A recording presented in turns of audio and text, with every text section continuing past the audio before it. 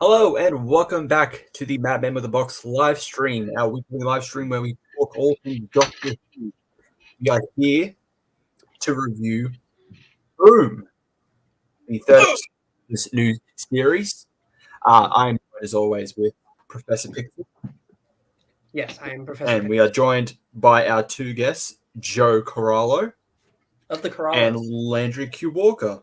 And Hello. we should have one more guest joining us soon. And maybe a Jimmy. I don't know. We got pretty lucky last week. Who knows? Hey, can you stop sticking your hand in Chris, please, Landry? It's a little weird. But before we get to our review of Boom, we have a little bit of news to cover. You know, the boring stuff, the stuff we don't need to know. We don't need to know more about Doctor Who. I think Do we have find enough. who's the Rani this season? Did we Who's find the that out Randy yet? this- No, who's It's on the Susan's Rani? list. Oh, if it turns out Susan Twist is the Rani, I'm gonna shit my pants. I don't know. It's just No, we have to talk about Morbius. oh. Oh Yes, yeah. so cover for the new the new series of the War Doctor, The War Doctor Rises, begins with Morbius the Mighty. So fresh off his 3-part series in Dark Gallifrey, Morbius is back because I guess we're a bit late on the Morbius meme, but sure. Oh wait. This is part of the new War Doctor reign? Yes. Oh. Yeah, you know, the thing is they don't put the range title on the box set anymore. So it makes it very confusing. You just have to look at which Doctor is on the cover and figure it out. That's not difficult at all. Oh, it makes it confusing if they're doing multi-Doctor. I'm so confused. Yes, so this is the new cover. As people pointed out, in the background on the left, he has 8 TARDIS, when we've clearly seen that he doesn't use that TARDIS design. According to the cover artist, this is intentional. There's a reason why he's using a previous TARDIS design. What it is, I don't know. We'll have to listen to the story once it comes out. But, you know, I'm liking this cover. It's a breath of fresh air from the water paint style. Yeah. No. I agree. Morbius. This box set will sell more $1 billion. Are you saying it's more BS? Oh. Oh, See, my go-to Doctor Who in a joke nutshell. I'm going to say. Mhm. No, go. I was going to say my joke with that is if it's bad, I want less BS. Hello to YW and Ishan. So I don't think anyone else here is a toy collector the way I am. I could be mistaken. Well, I know, Chris, you've got your toys back there. I can see, but Doctor Who specifically, I've got most of the character options figures. Certainly, all of the Doctors, most of the Daleks, the Cybermen, all that. And I really wish they'd come out with the young War Doctor figure. I really tried to find something of that actor from like Aliens or something that could work for a custom, but there wasn't anything in the right scale.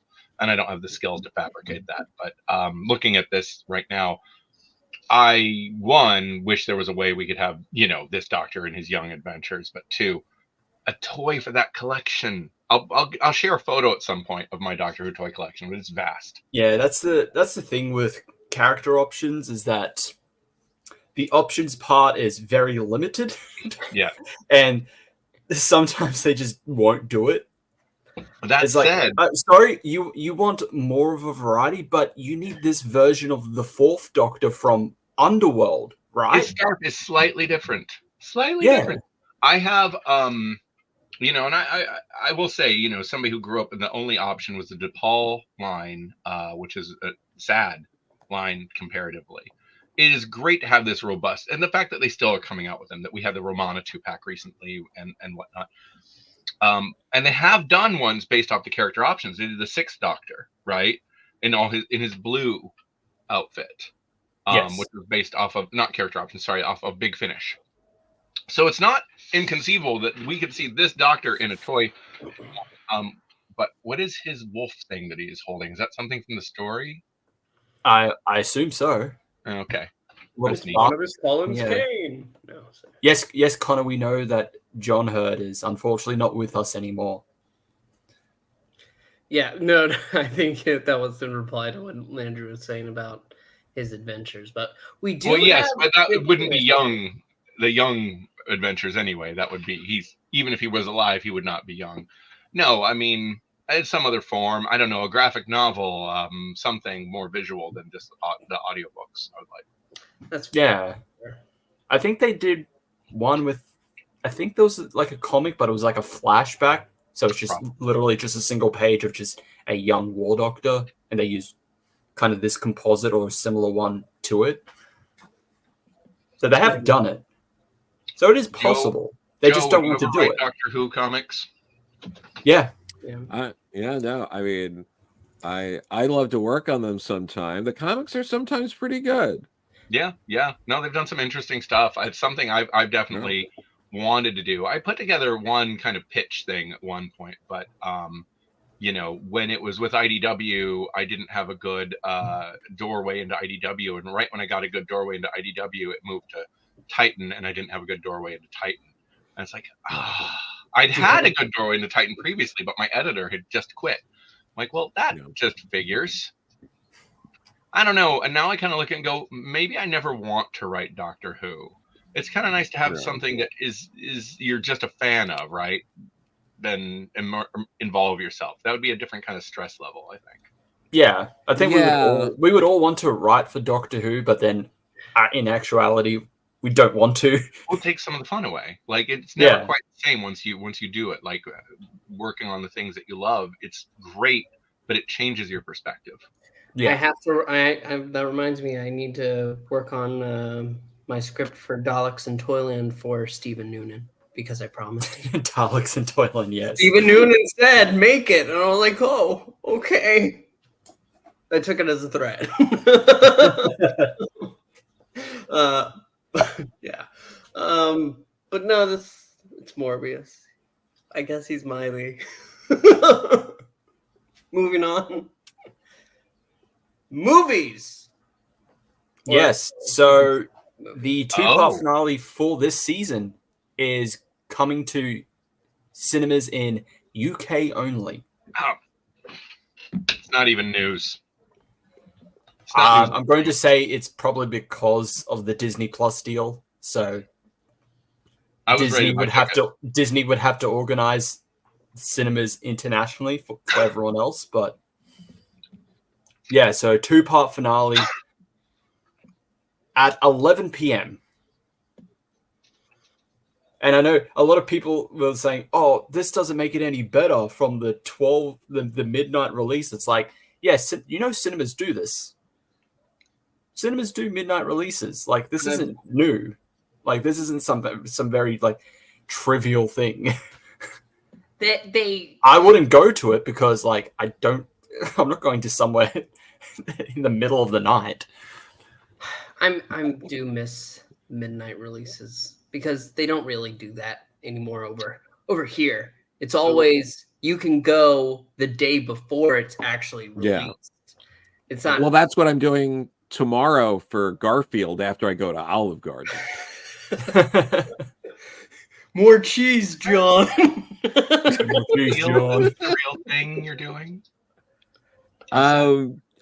I think I might do it. It's ironic, but then if I'm doing it, is it ironic if you actually do it? Probably not. So look, whatever. The last one I did a midnight release for was the Green Lantern movie. So who can I can throw no stones. I would stop going to midnight releases after watching that. Still the best post-credit scene though ever. It set up nothing. Oh no, it was great. And what's his name as Sinestro was brilliant. And there's actually, I think in a with what we've seen of that movie got a little. I don't think that movie was great, but I also think compared to a lot of things that have come after it, it's like it's not as bad as people thought. There have been some worse movies since then. You know, so It's definitely been worse. I take what in there is good. You know. No, for sure. I mean, it's certainly better. I would say it's better than Dracula Dead and Loving It.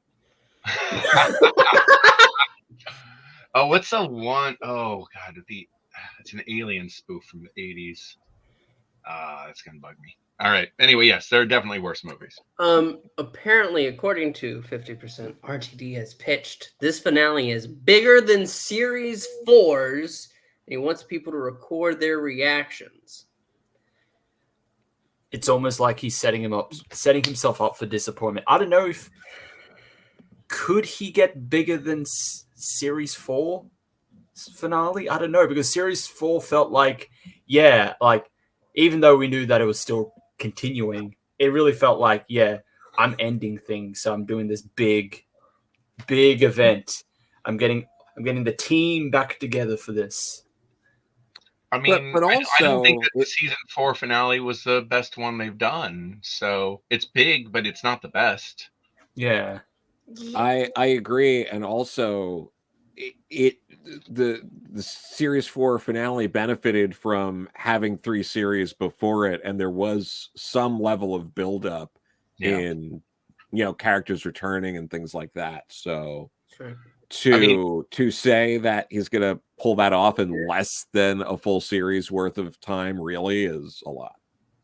It's also look at the strength of the season 1 finale or season 2 finales, which didn't rely on the depth of history of the show in any capacity, just on the raw emotion of the characters and scenes, and they're both very powerful endings. The smallness in terms of scale in comparison to what we've seen since with the Ninth Doctor's end. I mean, it's so powerful just because it's so intimate. It's a good reminder that these shows we don't have to see, Davros reunited with Sarah Jane after all these years, which, mind you, was the best moment of that entire episode for me, being a fan of when Genesis came on. But we don't need that. We just need it to be personal and impactful emotionally. Yeah. So I don't know. It's just Russell hyping up the end. It's his job. Yeah. Like, what do you expect? You're going to get him to come on here and be like, it's not good. Don't watch it. It's going to be small. Expect something really low key. I could have done better. You might just want to skip. Just skip. Come back for the next season. It's a weird position to be in, though, because Russell basically has to try to convince you, like, everything I did before this sucks. This is the real deal. And it's like, it's a weird way to kind of market yourself in this. Yeah, a little bit. It's like, this is nothing compared to what I did in series with Bad Wolf, Parting of the Ways, Army of Ghosts, Doomsday, essentially the 3-part finale for series 3. And then, series 4 as well. Like, it's definitely better than that. Unless he's just trying to use it's this like, as a way to say I don't know, Russell, from what we've gotten from you so far, I would argue only 2 of them have been pretty good of this new era. It reminds me of like legitimately good. There's a Chips Ahoy commercial going on right now, which is basically like, we've made it so much better. So all these years I've been buying just an inferior product. So you're telling me I've been a sucker for buying these Chips Ahoy for all these years, but now is when I should be jumping on the train. What about the years of Chips Ahoy customer loyalty I had for an inferior product? No, weird. I still get it now. I think that saying something's bigger than that, he wasn't saying that that's not good. He wasn't saying, oh man, that story was really nothing when I think about it. He's just saying that it's bigger. This is all just really a way for him to announce that Susan's coming back. I mean, it seems really clear. As the Rani. Yeah, she's the new Rani. She was actually the Rani the entire time. Actually, what about the Rani, the person named Rani that was on Sarah Jane Adventures? Why wasn't she the Rani? Yeah, why not? That was always weird to me. Well, it's a common name. But I really do like Rani. I've only really noticed her from Redacted. I didn't watch Sarah Jane Adventures. Adventures. I still need to. I know. No, I mean there was a character, a young girl just named Ronnie. I know. Yeah. He has a Big Finish series right now, and I didn't know. yeah, she appears in their in the BBC Sounds audio drama podcast thing. Oh, that's nice. As a podcaster, because that's what she does. Yeah. Her Big Finish series is set after Sarah Jane Adventures. So Sarah Jane has passed away, and she's essentially continuing the legacy, trying not to be not exactly like Sarah Jane, but at least someone still protecting, looking out for the Earth like she would. Terrible. I didn't want to talk about it, but I think because 50% is bringing it up, I think it. Oh yeah, the official Doctor Who podcast. We can't show the clip, obviously. I don't know. Right about now, BBC is being very, very controlling with their copyright to the point that it's bordering on breaking fair use. So it's a bit weird what they're doing with it. So, but I'm not a lawyer, so I wouldn't know. But yeah, so their choices for the official Doctor Who podcast, they definitely want the younger demographic. So they've gotten influencers to be the host. So people who wouldn't really say they're quote unquote Doctor Who fans. Yeah, they don't. So it's really weird that they're going with this choice because the huge majority don't like it. Chris, I don't think they're trying to get old fans. They're trying to generate new fans, new interest. I'm sure. I'm guessing because I haven't been following this at all. But yeah, that's their aim, but it's not working because it's. I think realistically, when you don't have young people don't act like this, so it's a bit weird. I know. I think it's a little wickety whack that you'd say that. Yeah, it's so wickety. I think you mean skibbity toilet. Oh, how dare you, Landry? How dare you? Here's the thing about stuff like this. Like, I don't know why anyone cares, to be honest. Like, all that matters is the show. Is it good? They do a pot. This is not for us. We're already fans. We don't need selling. We have no reason to care about this one way or the other, or to watch it. We're gonna watch the episode. That is true. I think the problem is an official Doctor Who podcast would never work because it's either going to be this, they're going to get influencers, or they're just going to get a bunch of yes men. Yeah. They're not going to get like people like us, people like 50%, people like Who Cares, Review of Death, whoever, who actually are going to be critical. They're actually going to be a bit more insightful. So if they have problems with an episode, they're going to talk about it. If they don't like an episode, they're going to say it. They won't say it on the official one because it's run by the BBC. Well, we can't upset the boss. It's not their job. In fact, it would be weird if there was an official one that was critical, because that's not their role. Their role is to put the material out and to hype it.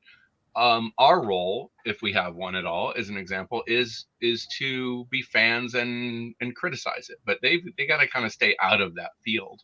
It'd be awkward to break that mold. They don't. Yeah, there's the only official things we need is here's what's coming up next. Okay, thanks. Because I'm going to tell you right now, if I could play this clip, I wish I could, because it's truly just hard to watch. It's people trying to not be fans of Doctor. They're trying to be youthful, and it's just not. They're saying a lot of youthful phrases. Yes. To make it sound like they know how kids talk like. Yeah. Right Hello, now. fellow kids. It's literally like, oh, I can imagine Ruby is making TikToks in the TARDIS. Oh yeah, she's just making TikToks in the TARDIS. Yes, it's so great. The TARDIS is TARDISing. That is literally what they say in that clip. I'm like, oh. I mean, but how is this different than like Susan in the 60s tuning into the Beatles for a minute, you know? Like they right on in the middle of an episode. Didn't that happen? Wasn't there an episode where Susan, like we see a clip of the Beatles on an episode of Doctor Who in the 60s when the Beatles were when they were actually popular. When they were new. Well, they're still popular, but I mean, That's why I when said they were new and popular, it's not. It wasn't it wasn't Doctor Who. Youth culture chasing has always happened. Is my point. They did it. Yeah, this will always happen, and it will always kind of fail because they don't understand the demographic that they are trying to appeal to. Yeah, agreed. Because eventually, when you look back on it, it doesn't age well. And they'll never bring the Beatles back in Doctor Who again, so it's never going to happen. It's not like no. Yes, they never do that. They never bring back characters like famous people before. Just like what? How many times have the Beatles actually appeared in Doctor Who now? Well, that was actually a clip of the Beatles, like on the TARDIS screen as Susan was moving in, right? The real Beatles. And then wasn't Susan listening to the Beatles in one? No, that was Was it not the Beatles? That was the Common Men. Oh, okay. I might have been wrong. I thought. In Child, it's the Common Men because Ian brings it up. Okay.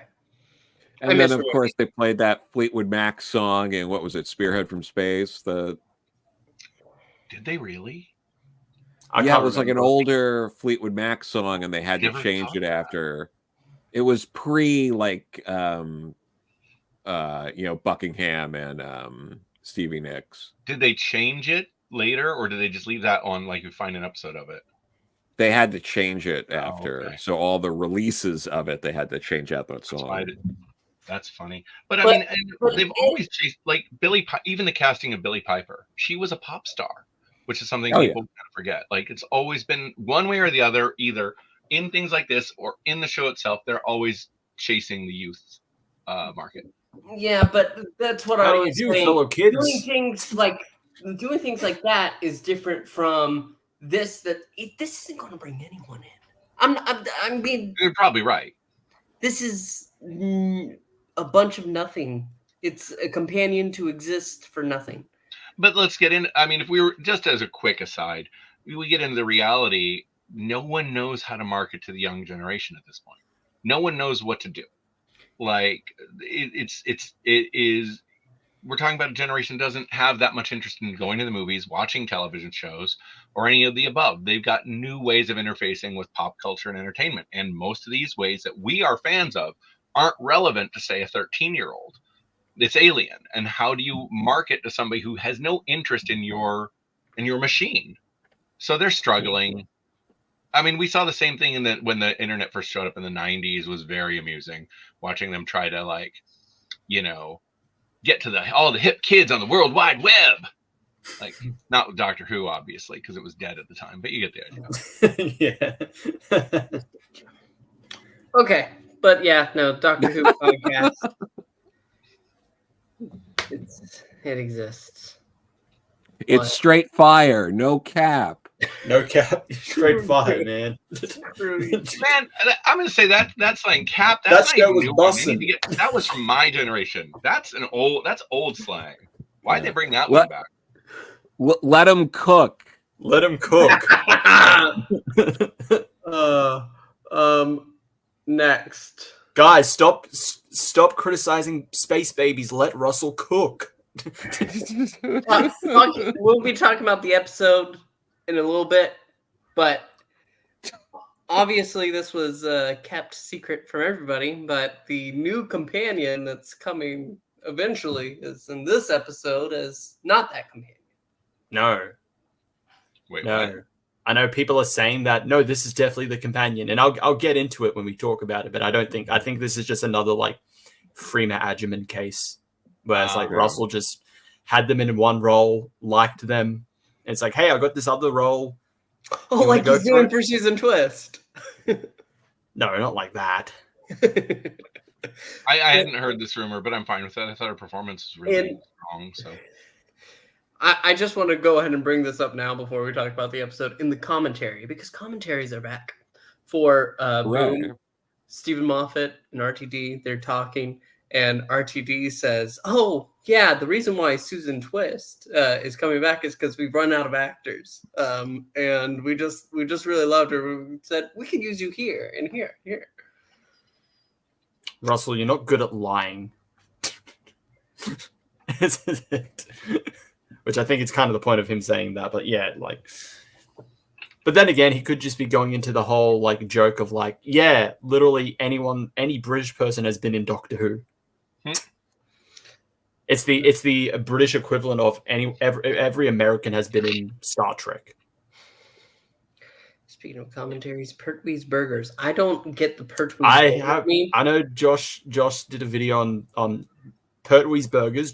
That is the John Pertwee, the Third Doctor, something about burgers. I've yet to watch it, so I don't know what it's about.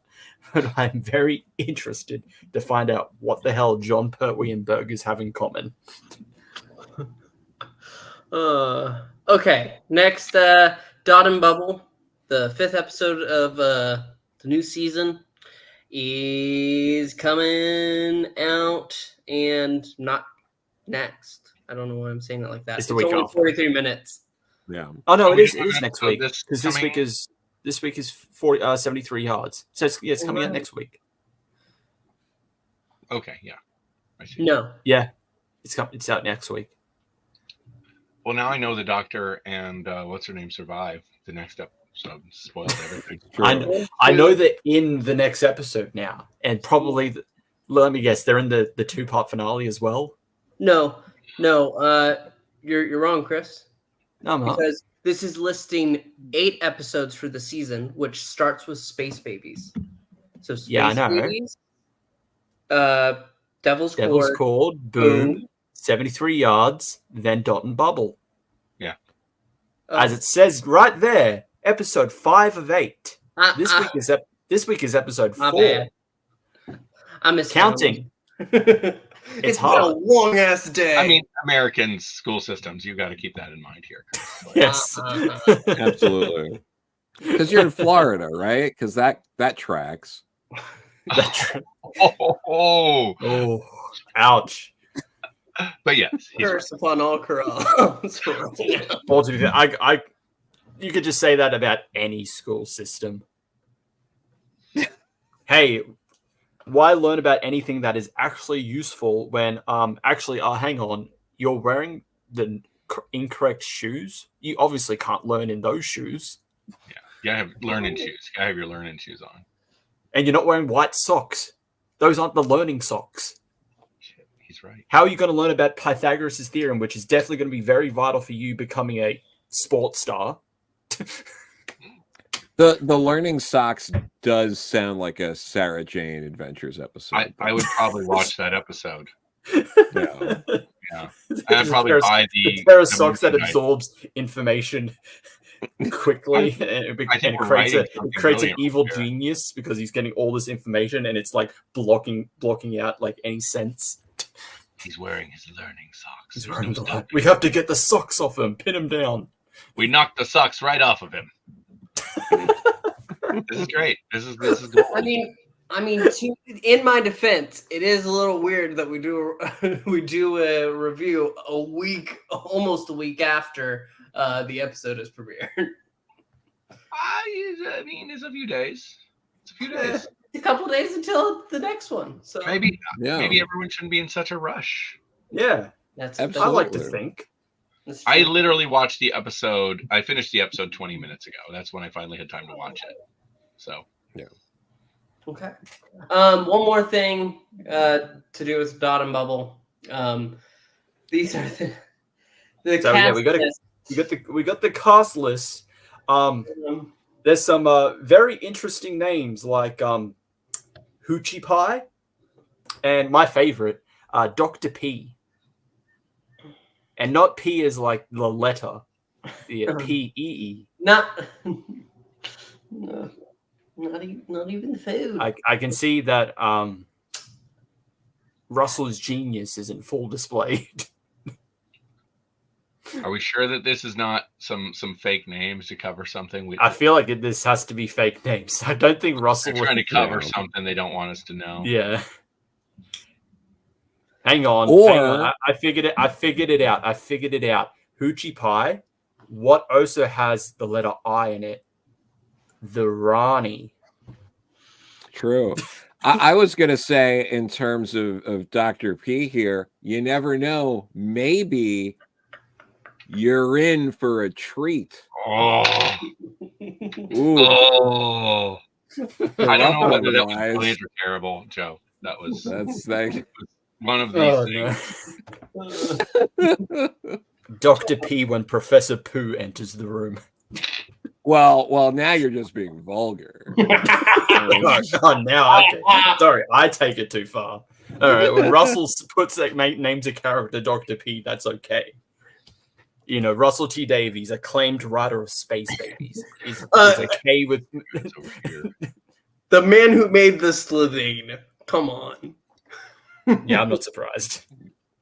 But no, those seem like very fake names. Yeah, the fake. It's bordering on. My name is Mr. Fake. Unlike my I name. live on 123 Fake Street. ProfPixel. Everybody's known like this.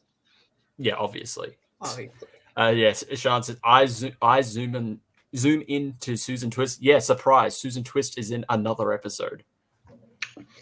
You know, they ran out of actors. They have to keep reusing. They ran out of actors. It happens. You know, Dark. One of my favorite shows of all time, Dark Shadows, had a habit of reusing their actors to play entirely different characters. It was great. God, There's a show recently that did that. Like every season, they had the same actor play just a different character, and he dies in every season. So hence why he's back as a different character. But that's the Chucky show. Yeah, it's Chucky. Yeah, yeah. Was it? Yeah. I forgot the actor's name, but yeah, he doesn't he like he dies every season, and then he comes back as a different character. And yeah, comes back. But Chucky's in the White House now. It's pretty wild. Oh, that sounds like a lot of fun. Chucky in the White House. It was fun, but now he's out of the White House again. Spoilers. Damn it! I gotta catch up. Now he's in the Pentagon. No, oh God, I love the Chucky show. It's great. Anyway, Chris. Yes, so we have reached that time in our live stream, and of course, as we go to get ready to review Boom, Jimmy decides to join us. Say something. Yeah, there he is. There he is. How are you, Jimmy? Good. You guys happy you had a lot to talk about for the news today because someone did all the research? Me. We used like 2 of your things. Compared to every other week. You're welcome. Thank you, Jimmy. Yeah, I love you too, Chris. We desperately needed to know about Hoochie Pie and Dr. P being in Doctor Who. Yeah. What's the problem?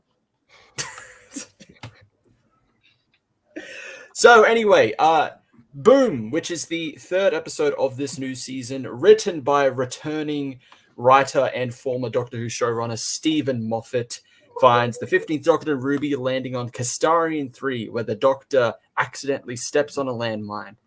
Oops. What will happen? Will he go boom? Who knows? Starting off with, let's mix it up a bit. Let's start off with Pixel. Your thoughts on Boom? Goodness. All the pressure's on me now. Yeah, you thought you were going to go second last. I'm making you go first. Yeah, get rid of the worst one first. That's fine.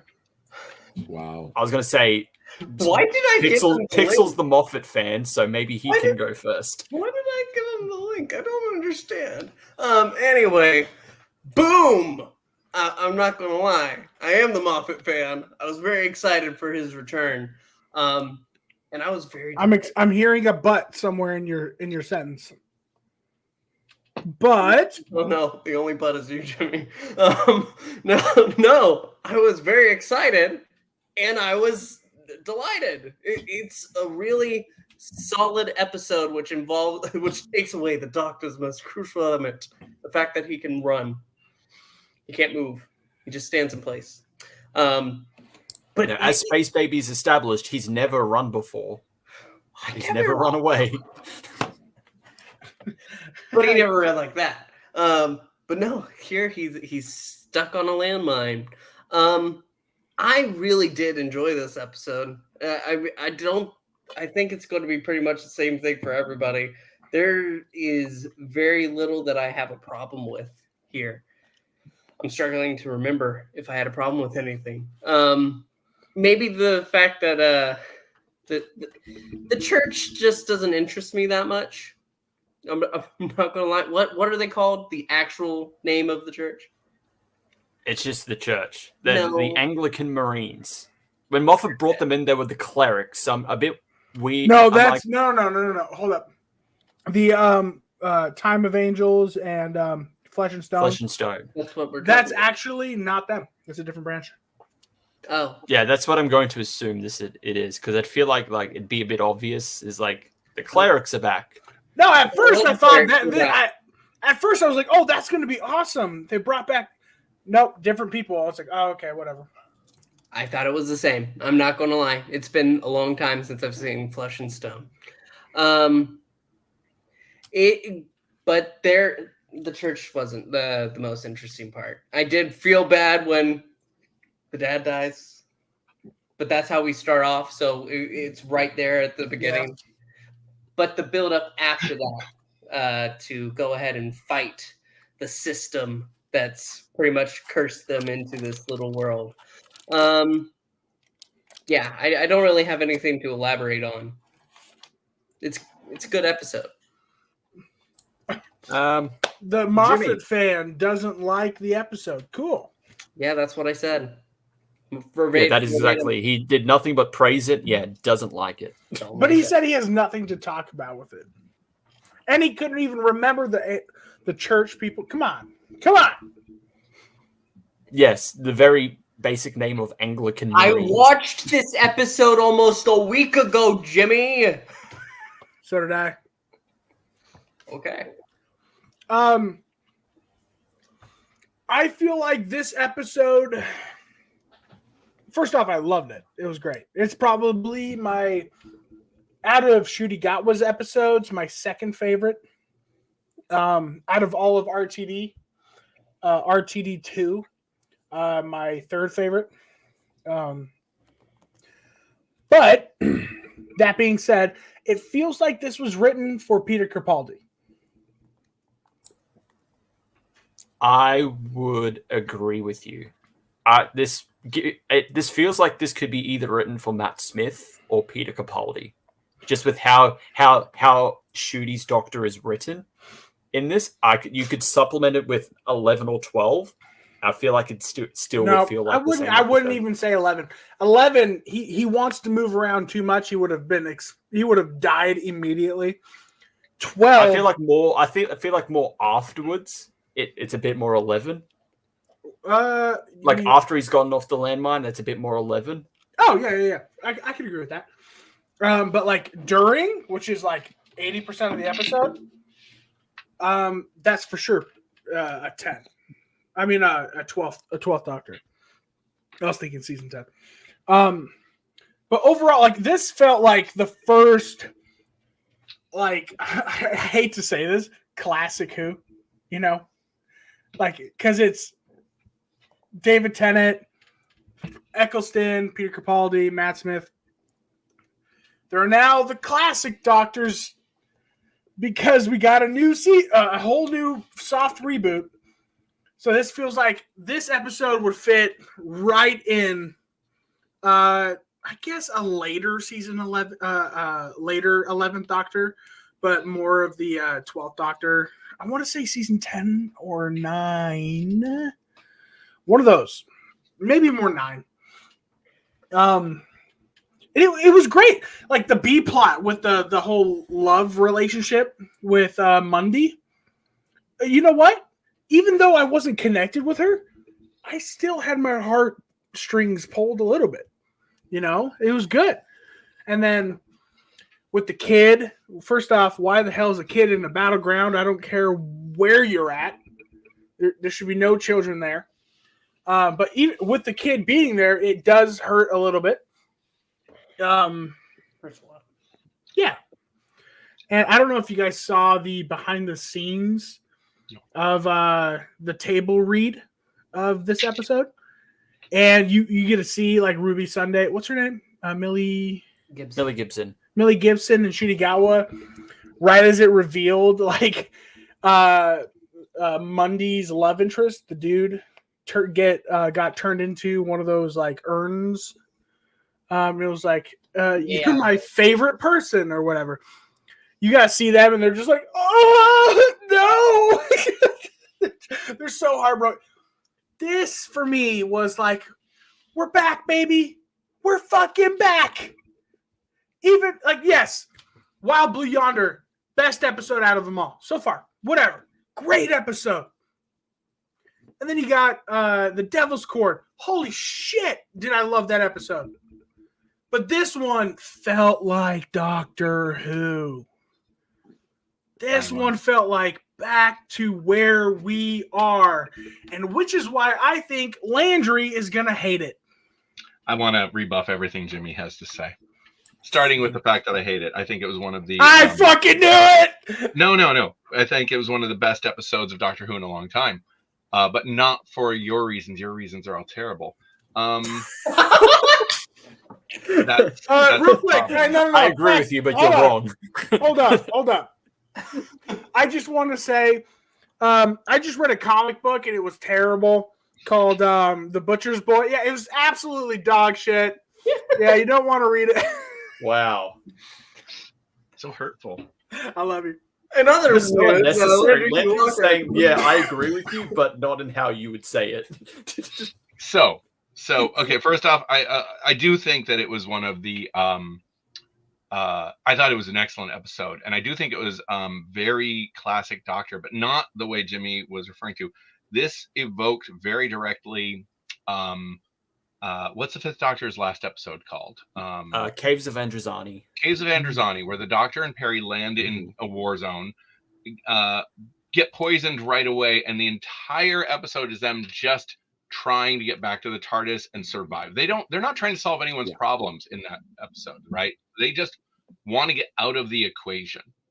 And this is, they drop on the planet, step on a landmine, and it's really just a survival story from that point on. And even though it is fundamentally different in so many ways from Caves of Androzani, that tension, that storytelling tension is very similar and very powerful and evocative and works so well in Doctor Who, in that they step off the TARDIS into danger and they're just trying to survive. That is a really great. If they did this every episode, Doctor Who would not be good. But when they come in occasionally and hit us with this kind of episode, it can have so much power as long as they do it occasionally. And this was one of those moments. I thought it was an excellent episode with a couple critiques. That little girl, I feel like they meant to cast somebody much younger because she was not bright. She did not understand very basic things right in front of her. That is a hologram. That is a landmine. You live in a war zone. These are things you should look at and go, I know what's happening here. I have the fundamental understanding that a child my age should have, and not rush into it because I saw my daddy. He's a hologram now. I don't get it. No, come on. That was weird. Otherwise, pretty solid. Moffat finally wrote a good episode, and that was impressive. Like, finally. I'm trying to think of a Moffat. Okay, wait. He's written a other than Heaven Sent in the last 10 years. He didn't write Heaven Sent. Oh, he didn't? He didn't. No, that wasn't him. All right, within the past 12 years, name a good Moffat episode. I mean, I'm not going to because I'm not a big fan. Years. So we're ignoring his episodes during the first RTD era. Well, I mean, I only liked one of those, the one where he introduced the angels. I liked that one a lot. Blink. Yeah. I did not like the one with the gas masks kids. What? Well, hold the fuck up! Back up! I didn't like it. It didn't work well for me. You don't like the one episode where nobody dies? Are you my mummy? Are you my mummy? So you just don't like good writing, is what you're saying? Yeah, that's pretty much me. If it's good, I really just try to get away from it. Oh, I'm a bad writer. So it does better for me if good writing doesn't exist. So excuse me, sir. Why did you say Moffat didn't write Heaven Sent? I thought he didn't. No, I'm pretty sure he did. Oh, did he? He absolutely did. That's strange. Okay. Yeah. Did Also he not, World was it Perfect somebody else Time wrote and Hell Doctor- Bent? Was it No, somebody he else? wrote Hellbound as well. He wrote. I could have Hellbound. sworn there This was is a a woman. two-parter. Oh, that makes sense. He writes one good episode every 5 years. All right. Well, Heaven Sent is probably the best episode of Doctor Who they've ever made, except it has no closure. It's like how Empire Strikes Back is a great movie, except it has no ending, and the ending Yep. is the hard part of any story. Yep. It was good. I thought it was good. I thought that little girl was an idiot. It pulled the heartstrings. It solid. Yeah. I feel like you're just trying to make me upset. Listen, this is not new. I've never been like Moffat. I'm trying to think, what else did he write in the RTD era? I liked Blink, and I think that was the only one. Silence in the Library, Forest of the Dead. Did not like those at all. I What? thought Gosh, and Nirvana. You didn't like Oh, River like- songs? like River Song dies, but she's okay because she's in your laser pen now. Come on. What's that one season 2 with Clockwork? The Girl in the Girl in the Fireplace. Fireplace. Girl in the Fireplace. That was good. That was good. I did like that one. Yeah. That's good because a lot of people just don't like that for some reason. I'm like, what? Really? I thought it was really Yeah, I good. like that That's- story. There's I been like- there's been some like revisionist history right now because of drama with actors specifically in that episode. With, Like- with, Well, a, you mean with Dave a Tennant's lot of girlfriend? people, but Chris, by a lot of people, do you mean Landry and his like 50 accounts? You know me. Sure. I got a lot of time on my hands. You don't like the series 10 finale? Which one is that? A That's, World in Nothing Time in Dr. Falls? No, I thought that was terrible. Can we kick him? I didn't like them. I thought that the Cybermen are evolving super fast because time works differently at the bottom of the ship than the top of the ship. That's the one we're talking about. Yeah. Yeah. Yeah, but like not with that attitude. This doesn't feel real. This They're feels never like you are making this up specifically. This is just like when you say, Guys, you guys are forgetting. This is the guy who says he loves, and he even watched it in an outdoor theater. Love and Monsters. I do really like Love and Monsters. Shut the fuck up. I No. do. I thought it was a great fun episode. You know why? Because Moffat didn't write it. Go. So, Joe, your thoughts?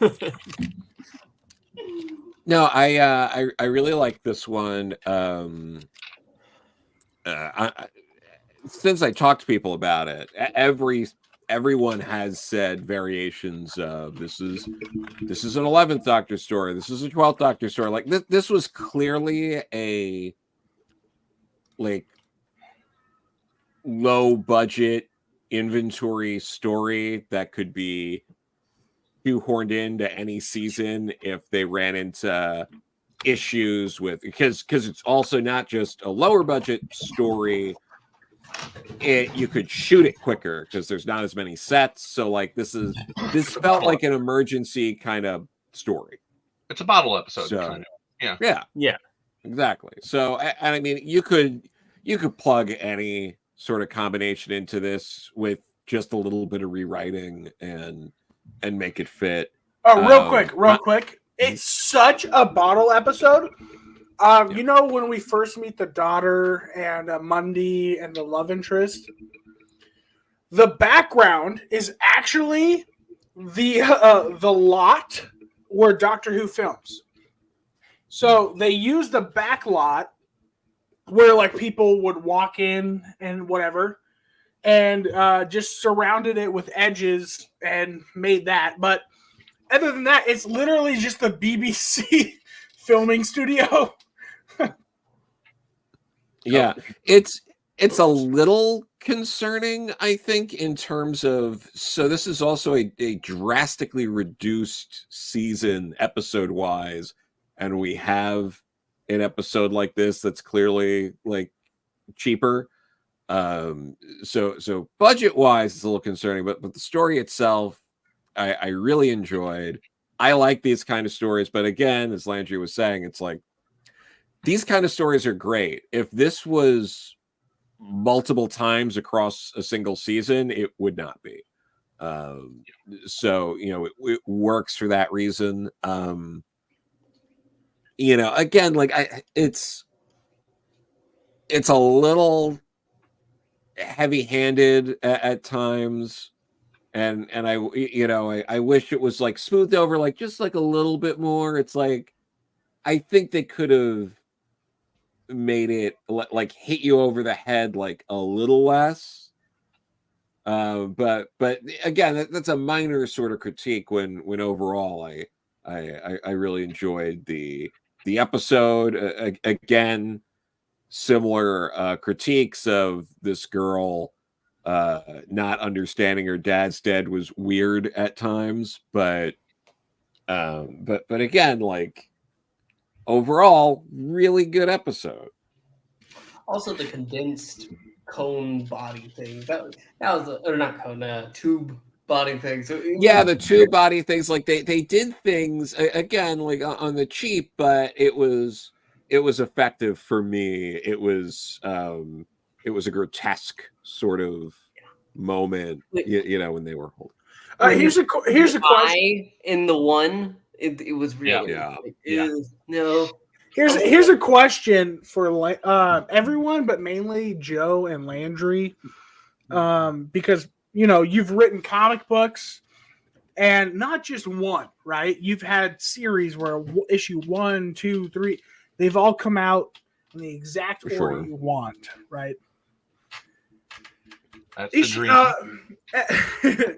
Episode 3-ish, I guess. The Devil's Cord. They mentioned the Pantheon, which is going to be the big bad or everyone they need to fight up until the season finale. They did not mention it this episode. Yeah. If you went from a season with anywhere from 13 to 16 episodes, and then you drop down to 8, would you leave out the big overarching arc in this episode? I think you have to sometimes. I think even with 8 episodes. So I don't think the Pantheon is the big overarching arc. It's the who is Ruby? What's Susan Twist? Yeah. I'm like, the Butcher's Boy is an example. Being obviously it's not a pre-existing property, and there's no everything. You get 4. I have got 4 issues, and every bit of real estate, right, theoretically is important. It drives the plot. You have no room in a limited series for anything that isn't important. That said, one of the things that is important is establishing atmosphere, ambiance, and pacing. And if everything is dialed up to 10 all the time, then 10 has no value. Like even in an 8-episode arc, even if this was a 4-episode arc, if we didn't have some moment that pulls it down where we're not focusing on this, then when it comes back up, it wouldn't have the same weight. So yeah, I would absolutely have moments. You got to let the story has to breathe. That's my take. Joe's has been. No, I mean absolutely, and I think this episode does a good job of again. It's like it's both getting away from the larger overarching plot, I guess, but also doing so in a way where the tension is really high, but the stakes are very small. And it shows it's a moment for, the Doctor and Ruby to bond in a certain way, like to have that kind of like distress, to have Ruby being put in a because like this a breathable moment. It's a breathable moment, but we also see them like save each other. We establish their relationship and their care, and like Ruby stepping forward to save the Doctor, right? Joe, I think that's what you're talking about here. Is like, we need these moments so that there'll be impact later. Yeah, absolutely. I think we should also address the big issue of what Sean's bringing up right now. Devil's Cord was 6 months after the previous episode, and then this is the first time Ruby's seen seen an alien world. It's a little ridiculous. I mean, yeah. Hold up. Yes, but they put this one out of order, which is, yeah, we agree is not the best idea. But if you have it out of order, why would you have it where in this episode they mention the Pantheon, but the next episode, nothing about it?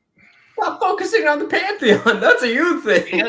That's a you thing. The Pantheon is not the overarching arc of this series. I promise you it's not. I mean, Ruby, matter. yes, is a big deal. She will be like the big impossible child. Or she's part of the Pantheon. But it doesn't matter. It does not matter because you can't talk about it all the time. You can't. If you did, it would be exhausting and it would really diminish it when it does come up. It'd be like, yep, this is what you've been talking about this whole time. You know what? I want to respond, but Connor from 50% is calling me right now. I'll be right back. I sent him a link. He was supposed to join us, but I don't know. Maybe I did send a link. It says it's saved, so I don't know. Maybe you couldn't get out of it. But yeah, like the whole reshuffling of this series,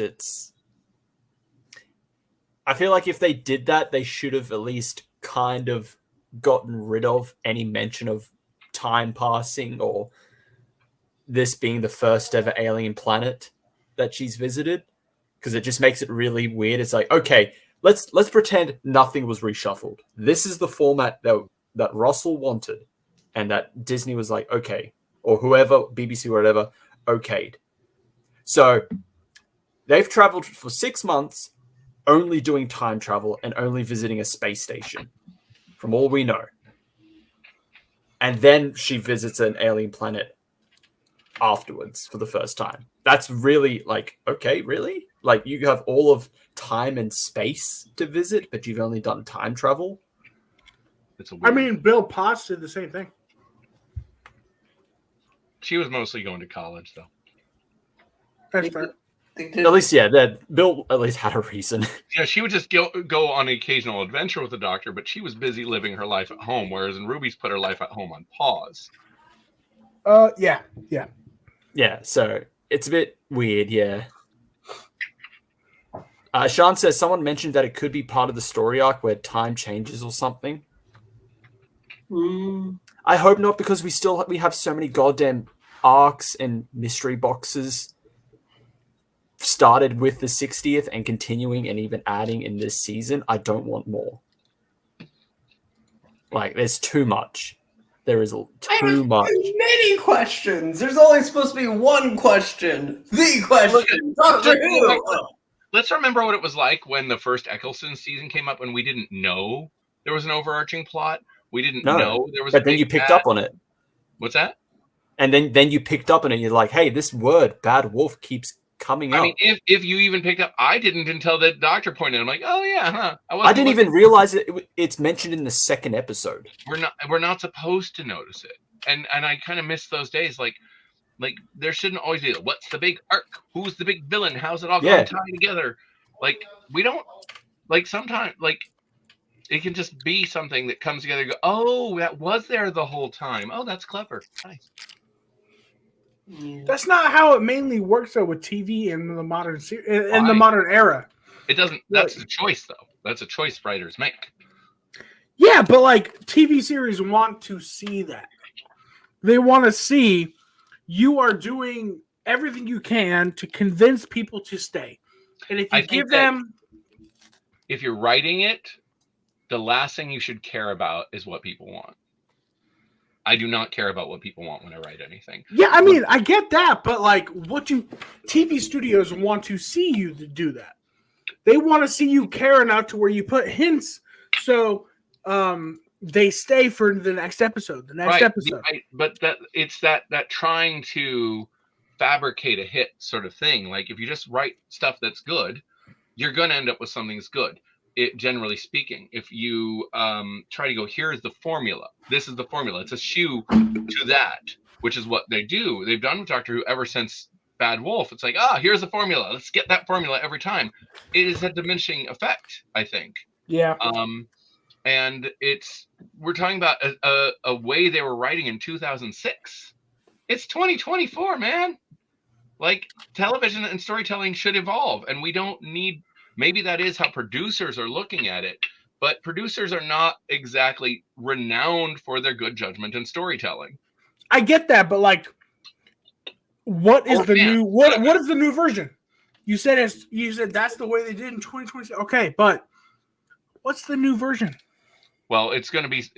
There is no here's the new version, because that suggests that there is a formula. And the idea is just let people make good things. When in the late 80s, the Hulk comic was crashing. No one wanted it. No one wanted to write the Hulk because it was a dead end book. And then this guy in the shipping department, I think it was Peter David, was like, hey, let me write it. And they're like, fine, we'll just give it to this guy in the shipping department. And they gave him no oversight. He just did creative, crazy stuff with it. And it became so popular that Marvel said, hey, this book is really popular. And then they meddled. And then they took control. And that's when things always break down. Peter David is great. What's that? Peter David is great. Done some good stuff. And that was one of it. Because he was allowed to just play. And I think if you're asking what's the big thing, there is no one thing. Good story. Passionate writers are going to create good story. Just let that follow. And don't worry about what the fans are looking for. Don't worry what producers want. I know that's not realistic, but that is how it should be.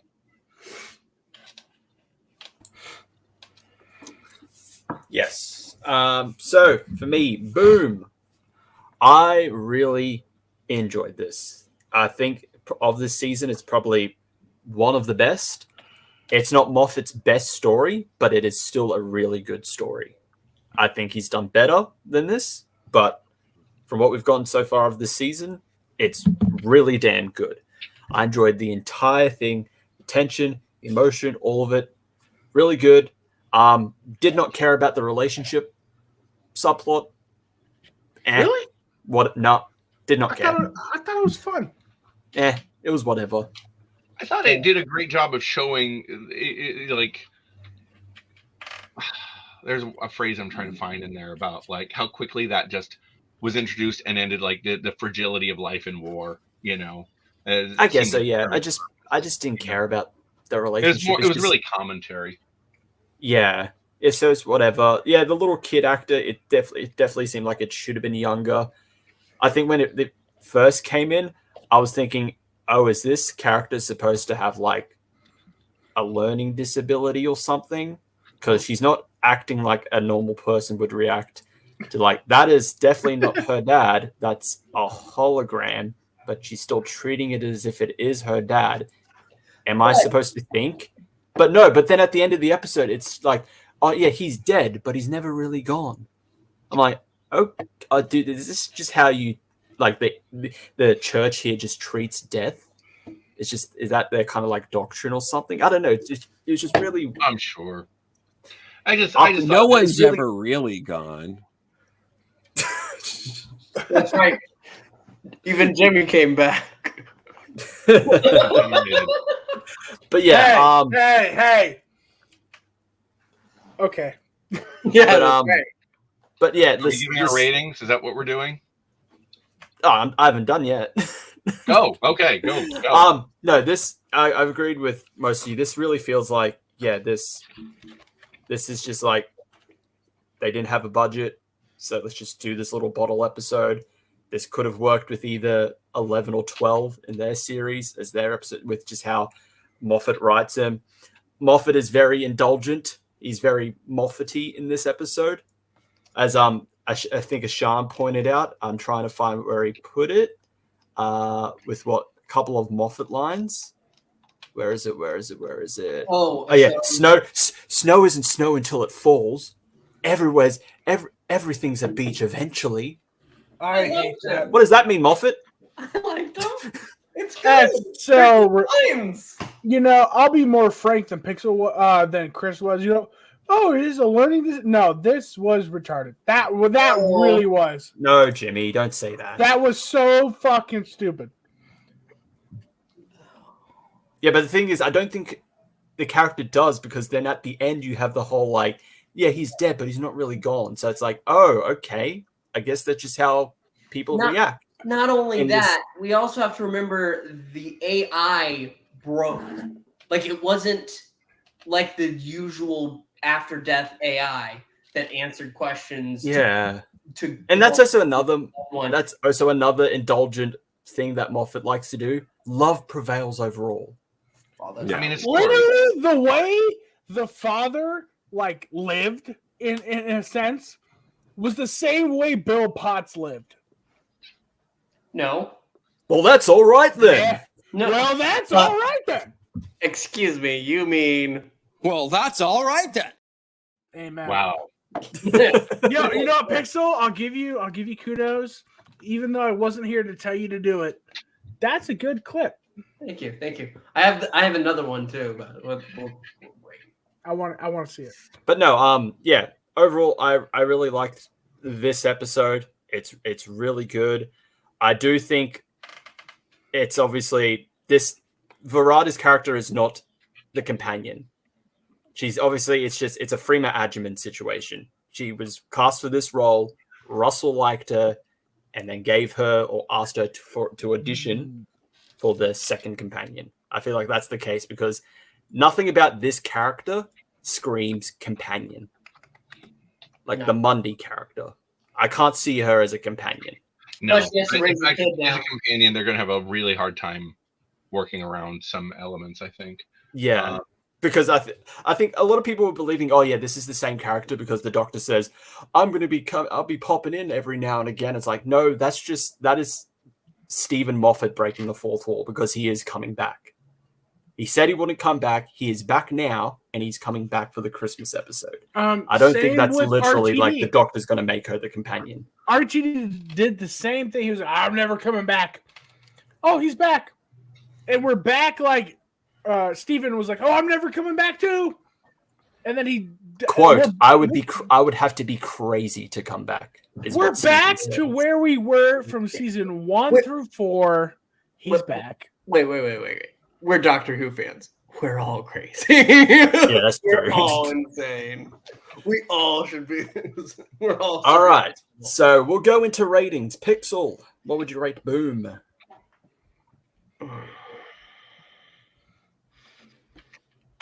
8 out of 10. 8 out of 10. What? No. Be fair. Well, are you saying this because of the previous episodes, or are you saying this? Does this hold up to Vincent and the Doctor? Does this hold up to Science in the Library? You know what I mean? Like, this does not hold up to that. It's good for where it's at. Well, why would I? This is Pixel's opinion, Jimmy. Yeah, but be honest with yourself. Does this hold up? Does this hold up to the 10th Doctor, 11th Doctor? Jimmy, I hope you asked me this question. Listen. I think. Okay, the like if I were going to go down anymore, it would be 7.5 because it's a really solid episode. It's really on all the right marks. This is an episode that you can throw on and you're like, this is Doctor Who. You said it yourself. We're back, baby. Oh, don't give it an 8. What's wrong with you? No, nothing Jimmy, wrong with me. What's your rating? What's wrong? No. Does this hold up to the Impossible Planet, Satan Pit, Blink? So much better. Hey, you didn't write those. Blink. It doesn't matter. As an Blink. episode, you're rating it as an episode, not a Steven Moffat episode, as an episode. Yeah, but we're not doing a compare and contrast with previous seasons. No, Listen, you're. Why not? Why not? Wait. Because we're judging it by this season. Yeah. No. This episode by This itself. is one of the best episodes, if not the best episode of this season. Not the best episode in the season. It might be the best episode. I like Devil's Court a lot. A lot. Devil's Cord, Really? and Wild Blue Yonder. That's on That's her 60th. season. Yeah, so the 50th special was also in season fucking 9. Just give your ranking. I mean, Yeah, Jimmy, what's your number? What's your number? 7 at max. Okay. Landry? I'm giving this one probably a 9. What the fuck? Yeah. No, back up. How? I'll tell you exactly how. Because it does one of the things I like best in Doctor Who. And again, as I said earlier, when I critiqued the episode, it's something you cannot do very often, which is you have the Doctor and his companion land in peril. You don't have them trying to fix the world and solve the problem, even though they do in this one. That's not the goal. The goal is just to get out of trouble, just to live. It's a Caves of Androzani, which is my favorite episode of that particular part of the classic era. The Doctor and his companion land into peril and just have to escape. I love it as a box episode. I think it is very solid in that way. Does it have problems? Yes. Are they big? No. It's fundamentally different than the Devil's Cord, which I enjoyed immensely. But I can't even compare those two episodes because this is the wealth of Doctor Who. It is a multifaceted kind of storytelling machine. And a Devil's Cord is over here, and whatever, I don't even remember the name of this episode. Boom is over here. They don't compare because they're dealing with completely different kind of concepts. So I thought it was very, very good. Is it as good as Blink? Yeah, I'd put it about equal to Blink for me. Shut up. Jimmy, shut up. Joe, your rating. Joe. I was gonna give this about like 8.5. It's out of the episodes this season, not counting the 60th. This is probably my favorite, but not by much. Like the Devil's Cord's also really good. I think it edges it out for me, but yeah, and kind of similar to what Landry was saying. Like yes, the Caves of Androzani elements of it, like that, like the starting in peril, the saving people is that like afterthought. Like it just so happens that in order to save themselves from this situation involves saving the people around them, which I love. We get a lot of other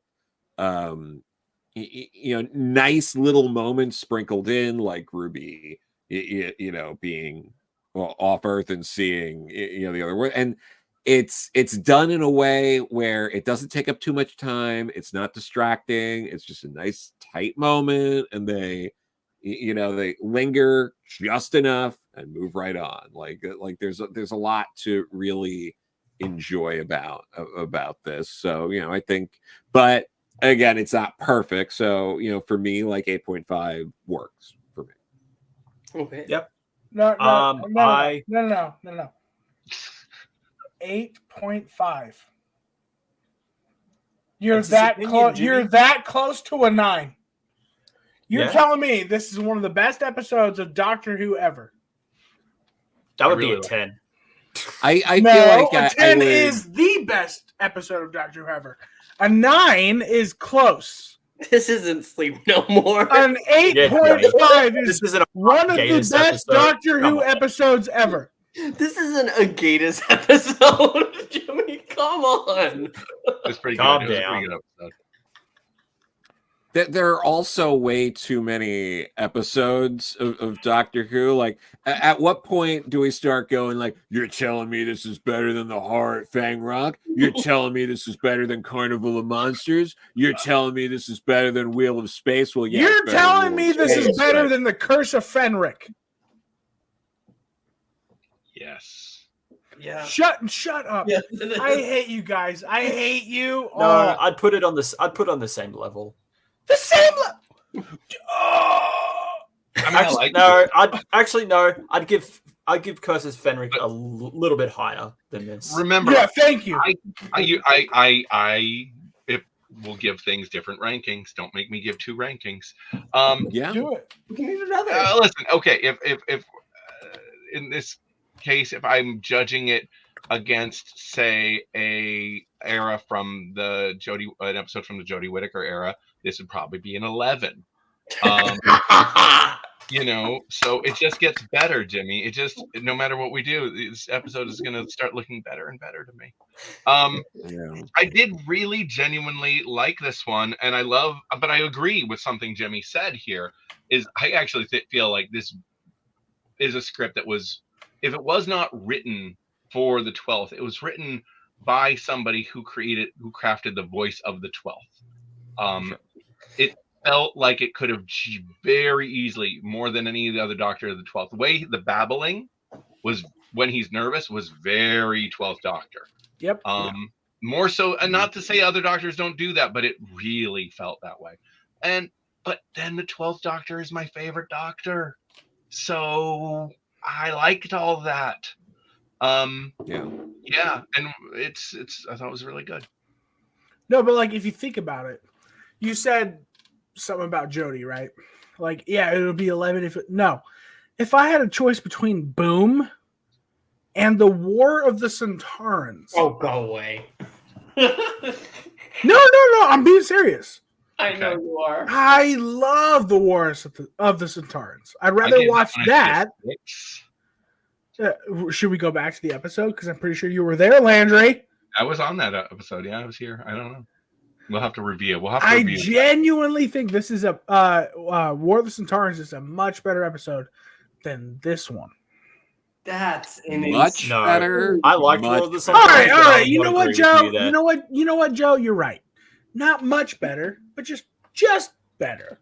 No, it's much better than War of the Centaurans. Was War of the Centaurans the one where the Jodie Whittaker Doctor basically like, yes, murder them all?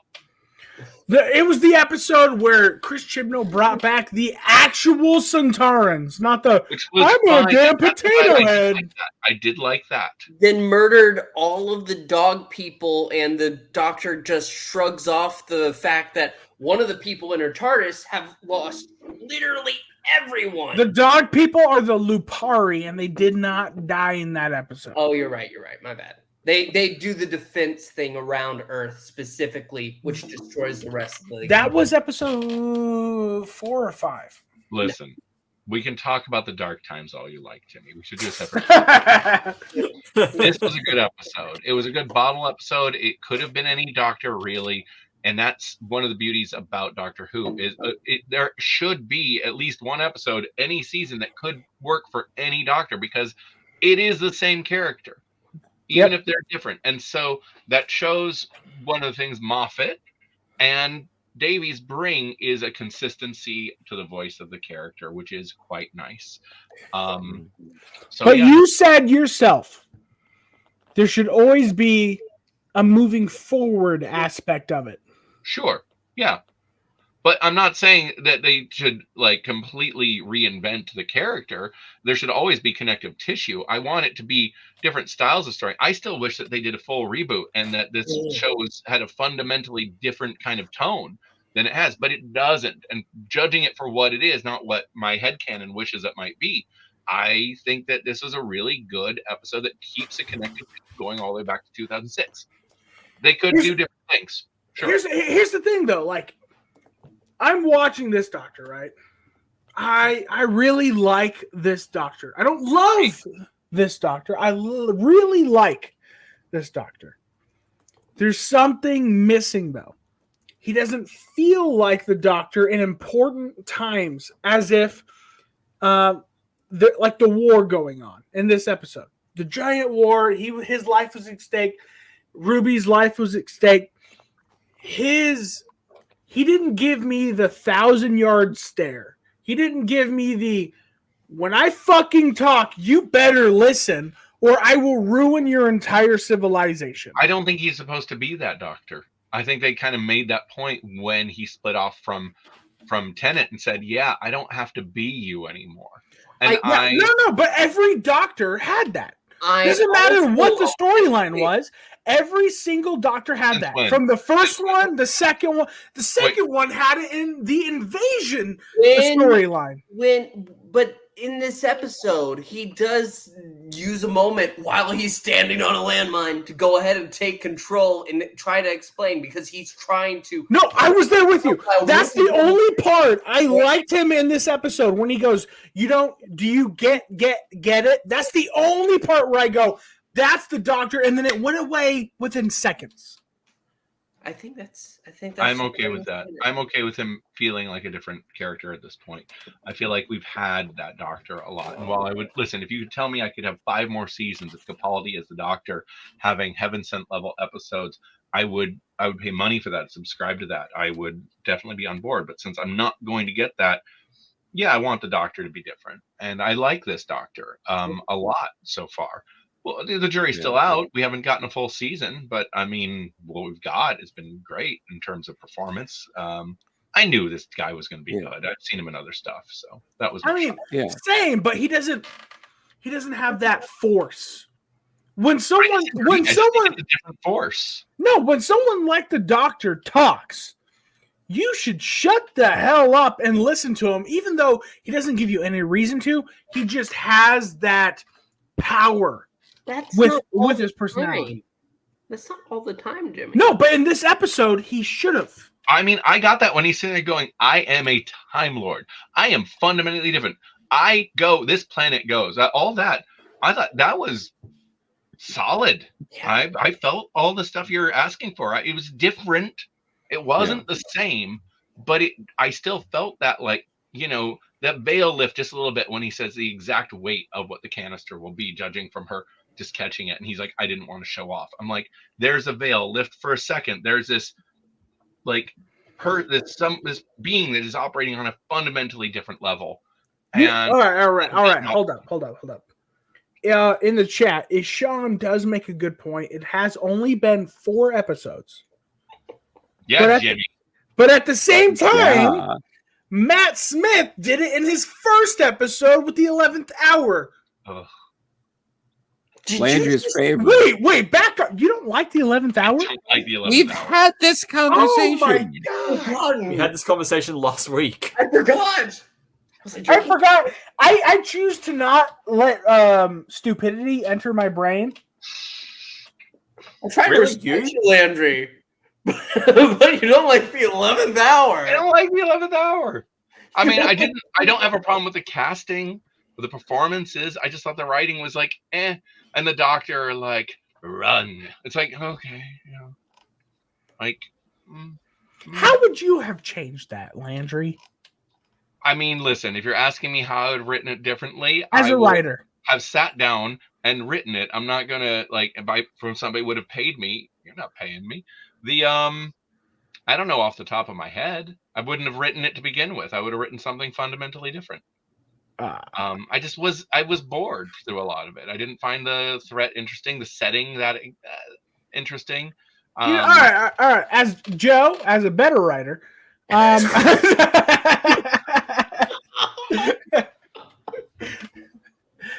what? That just boggles my mind, man. You know what? I'm not going to fight. I'm just going to say we fundamentally disagree.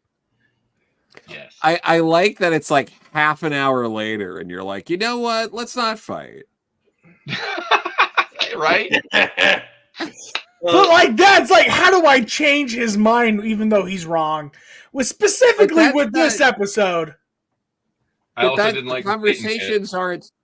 But the conversations aren't about changing people's minds. They're about expressing our opinions. Yes, we share. Yeah, but like when the Doctor comes out, my point. Podcast. My point is when the Doctor comes out in the 11th hour and goes, like, look me up.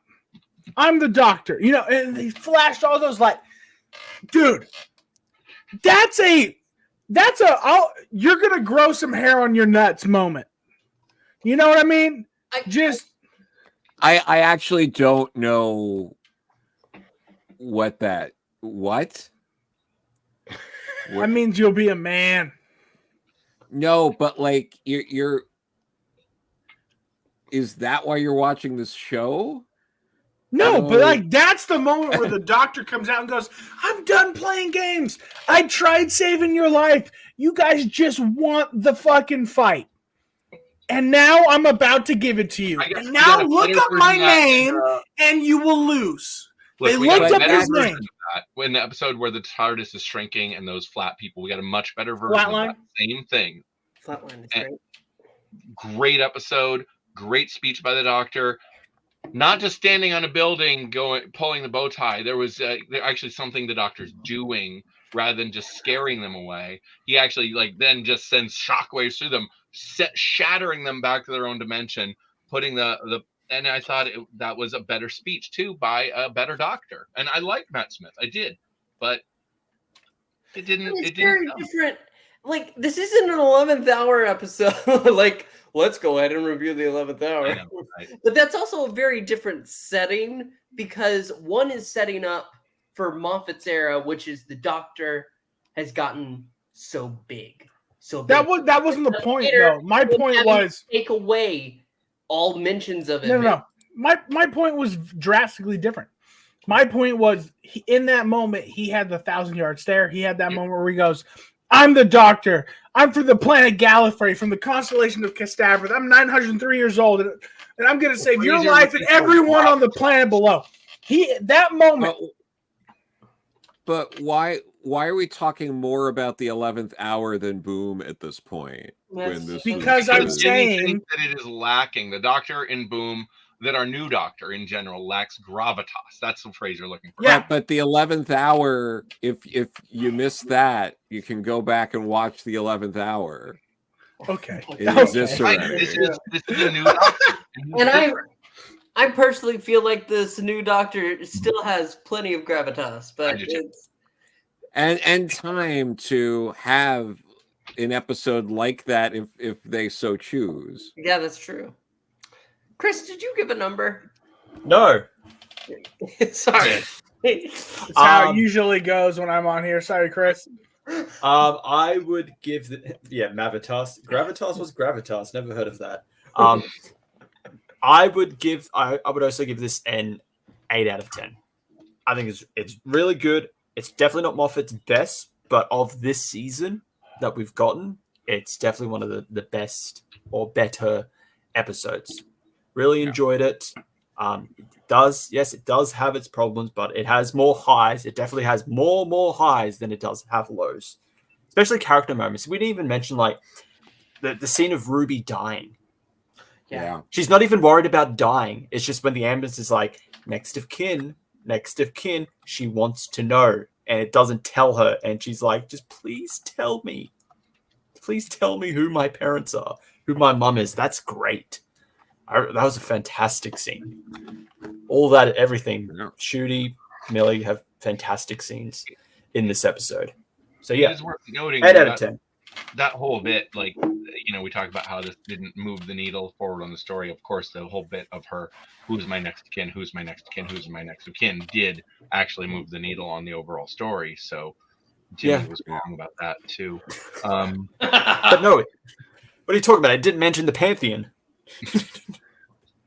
Assuming she's not part of the Pantheon. Landry, we did talk last week, and I am coming down to California here soon, and I love you. I do love you, but I will kick your ass.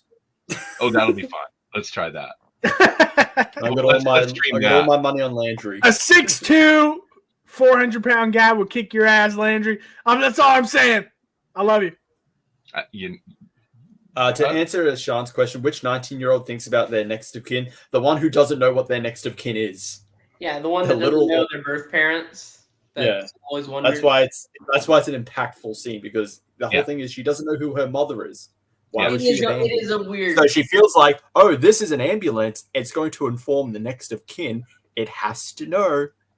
Yeah, she has this moment of wait. That was a great moment, especially when the snow started and we heard the da da da da da da. That was great. Yeah. But overall, really, really good episode. And we got another one coming in a couple of days. 73 yards. That woman has to stay exactly 73 yards away from us. Rudy, Oh. why don't you just get a restraining order? There, plot solved. Oh, I thought she was a pedophile. Oh, Jimmy. Pixel, can you wrap us out, please? Yeah. Well, 7, 8, 8.5, 9. You know our rankings. Tell us yours in the comments down below. Like, comment, subscribe. We'll be back next week for more Madmen with the Box. Thank you so much for watching. We'll see you next time. ALLONS-Y. Oh, you have Sonic, the new one. Yeah, I do. That's nice.